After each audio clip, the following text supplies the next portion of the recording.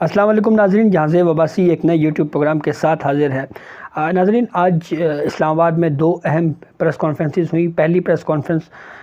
وزیر داخلہ رانا ثناء اللہ کی جانب سے کی گئی، اور دوسری پریس کانفرنس بنی گالہ میں سابق وزیر اعظم اور چیئرمین تحریک انصاف عمران خان کی جانب سے کی گئی۔ ان دونوں پریس کانفرنسز میں کیا کیا گفتگو ہوئی، اس کے اوپر جو اہم پوائنٹس ہیں اس کے اوپر بات کرتے ہیں۔ سب سے پہلے وزیر داخلہ رانا ثناء اللہ کی پریس کانفرنس کے اوپر۔ رانا ثناء اللہ وزیر داخلہ ہیں، اور ان کی سٹیٹمنٹ جو پریس کانفرنس انہوں نے کی ہے اس میں بنیادی طور کے اوپر انہوں نے ضمنی الیکشنز میں جو پاکستان مسلم لیگ نون کی ناکامی ہم کہیں یا کوئی اچھی پرفارمنس نہیں رہی، اس کی دو وجوہات بیان کی ہیں۔ رانا ثناء اللہ نے پہلی وجہ اس کی یہ بیان کی ہے کہ جو بجلی کے بل ہیں بہت زیادہ، اس کی وجہ سے ہم نے مقامی لوگوں سے بات کی ہے، انہوں نے یہ کہا کہ جو بجلی کے بلوں کی وجہ سے، یعنی جو بہت زیادہ مہنگی بجلی اور زیادہ بل عوام کو اس وقت فیس کر رہے ہیں، وہ ایک پہلی وجہ تھی الیکشن میں جو ہے وہ ہماری ووٹ کم پڑے۔ رانا ثناء اللہ نے یہ بھی کہا کہ 10 سے 15 ہزار ووٹوں کا فرق صرف بجلی کے بلوں کی وجہ سے پڑا جو وابڈا بجلی کے بل بھیج رہا ہے۔ اور دوسری وجہ انہوں نے بیان کی کہ جو ملک میں مہنگائی ہے جاری، اس وجہ سے جو ہے وہ ہمارے ووٹ جو ہے ووٹ بینک ہمارا متاثر ہوا ہے۔ لیکن اس کی وجوہات بھی پھر انہوں نے پیش کی، اپنا جواز پیش کیا کہ اس کی وجہ کیا ہے، اور وہ وجہ انہوں نے یہی کہی ہے کہ اس تمام تر صورتحال میں ہم نے اپنی سیاست کی قربانی دے کر ملک کے لیے جو ہے وہ ہم نے سخت فیصلے کیے ہیں تاکہ ملک بینک کرپٹ نہ ہو جائے اور ملک کی اکانومی جو ہے وہ بہتر ہو۔ لانگ مارچ کے اوپر کویشچن ہوا رانا ثناء اللہ سے، اس کے اوپر رانا ثناء اللہ نے یہ جواب دیا کہ ہماری بھرپور تیاری ہے، اور ہمیں یہ بھی پتہ ہے کہ عمران خان کیا پلان کر رہے ہیں۔ اور رانا ثناء اللہ نے یہ بھی بات کہی کہ ہمیں جو ہے وہ مکمل طور کے اوپر ہم تیار ہیں، اور اگر جتھے کی صورت میں اسلام آباد پر یلغار ہونے کی کوشش کی گئی تو ہم سخت ری ایکشن دیں گے۔ اور انہوں نے یہ بھی کہا کہ اگر جتھے آئی تو ہو سکتا ہے اگلے 5-6 مہینوں بعد پھر ہم بھی، یا 9 مہینوں بعد پھر ہم بھی جتھے لے کر آ جائیں۔ تو یہ دو وجوہات انہوں نے رانا ثناء اللہ وزیر داخلہ کی جانب سے دی گئی کہ الیکشنز میں جو پاکستان مسلم لیگ نون کو کم ووٹ پڑے ہیں اس کی وجوہات کیا ہیں۔ دوسرا معاملہ چیئرمین تحریک انصاف عمران خان کی بنی گالہ میں پریس کانفرنس کا۔ اس پریس کانفرنس میں عمران خان نے سب سے پہلے شہباز گل اور اعظم سواتی کے ساتھ جو تشدد کے واقعات ہوئے اس کے اوپر بات کرتے ہوئے یہ کہا کہ ہم اس معاملے کے اوپر ہر انٹرنیشنل فورم کے اوپر بھی رجوع کریں گے۔ سپریم کورٹ آف پاکستان میں بھی اس معاملے پہ ایک پٹیشن فائل کرنے جا رہے ہیں۔ انہیں سپریم کورٹ آف پاکستان سے بھی مطالبہ کیا کہ یہ انسانی حقوق کی وائلیشن ہوئی ہے، آپ کو بھی اس کے اوپر ایکشن جو ہے وہ لینا چاہیے۔ پھر انہوں نے ایک بات اور بھی کی کہ جب سے اسلام آباد میں ایک شخص کی تعیناتی ہوئی ہے تو اس وقت سے جو ہے اس طرح کی چیزیں ہو رہی ہیں، تو ممکنہ طور کے اوپر کہا جا سکتا ہے کہ یہ شاید وہ جو آئی جی اسلام آباد ہیں ان کی بات کر رہے ہوں۔ پھر اس کے بعد مختلف کویشچنز ہوئے، اس کا بھی جواب دیا۔ لانگ مارچ کے حوالے سے عمران خان نے بالکل واضح طور کے اوپر کہا کہ یہ لانگ مارچ جو ہے وہ اس اکتوبر سے لیٹ نہیں ہوگا، یعنی جو اب 13-14 دن رہ گئے ہیں، وہ کہہ رہے ہیں کہ لانگ مارچ ہونا ہے تو انہی 13-14 دنوں کے اندر ہی ہوگا۔ پوری پریس کانفرنس میں یوں لگا کہ جیسے عمران خان ایک مرتبہ پھر جو اسٹیبلشمنٹ ہے اس کو دباؤ میں لانا چاہ رہے ہیں، یا کچھ اس طرح کی گفتگو پوسٹ نئے آرمی چیف کی اپوائنٹمنٹ، اور جو نئے آرمی چیف کی اپوائنٹمنٹ ہیں اس کے اوپر بھی کچھ سوالات کا جواب دیا عمران خان نے۔ اور پھر اس کے بعد عمران خان نے یہ بھی، جب ایک سوال ان سے پوچھا گیا کہ نواز شریف کے بارے میں آپ بتائیں، کیونکہ جو اتحادی ہیں ان کا یہ تو موقف ہے کہ ہمارے پاس جب تک لیول پلینگ فیلڈ نہیں ہوگا اس وقت تک الیکشن نہیں ہونے چاہیے، تو کیا آپ بھی چاہتے ہیں کہ نواز شریف ملک میں آئیں اور پھر اس کے بعد الیکشن ہو؟ تو اس پہ عمران خان نے یہ کہا کہ میں تو ڈبل مائنڈڈ ہوں، یعنی دو مختلف سوچوں کا شکار ہوں اس وقت۔ پہلی سوچ یہ ہے کہ یہ میری خواہش ہے کہ نواز شریف جو ہے وہ آئیں اور پھر اس کے بعد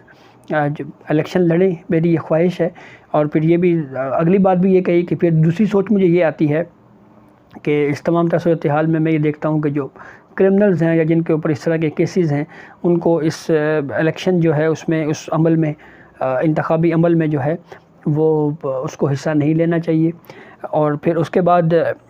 وہ بار بار یہ کہہ رہے ہیں کہ جو الیکشن ہے وہ جلدی کروائے جائیں۔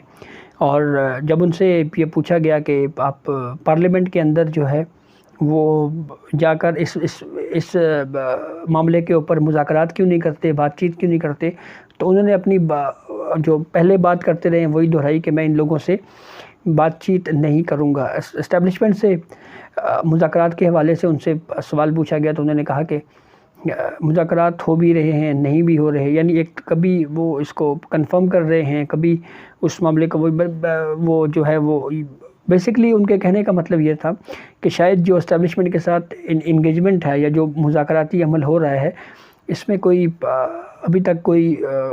اہم چیز یا کوئی بہتری والی چیز جو ہے وہ نہیں سامنے آئی۔ تو اس عمران خان کی پوری پریس کانفرنس کو اگر ہم اس کا کرکس نکالیں یا اس کو جو ہے وہ ہم چند الفاظ میں بیان کریں تو عمران خان کی اس بنی گالہ میں پریس کانفرنس کا بھی اب یہ مطالبہ یہی تھا کہ ضمنی الیکشن جو ہے وہ اس میں ہمیں کامیابی ملی ہے، تو اس لیے اب جو جنرل الیکشن ہے، عام انتخابات ہیں، اس کا فوری طور کے اوپر جو ہے وہ اعلان ہونا چاہیے اور ملک میں عام انتخابات ہی اس کا حل ہے، لیکن شاید ضمنی الیکشن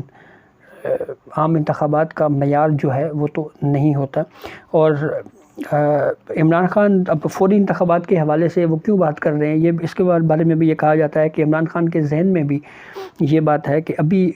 پی ٹی آئی کا مومنٹم ہے، مطلب ان کا جو ووٹر ہے وہ چارج ہے کافی، تو اگر اس وقت الیکشن ہو جاتے ہیں تو ان کو اس کا فائدہ ہوگا، لیکن اگر یہ الیکشن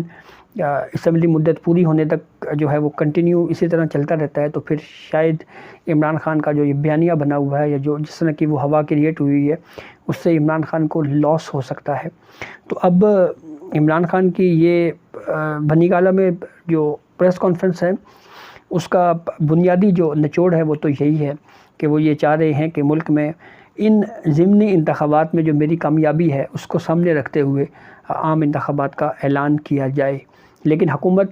بالکل کلیئر کٹ آج بھی رانا ثناء اللہ نے اپنی پریس کانفرنس میں کہا کہ عام انتخابات تو اپنے وقت کے اوپر ہی ہوں گے اور اس میں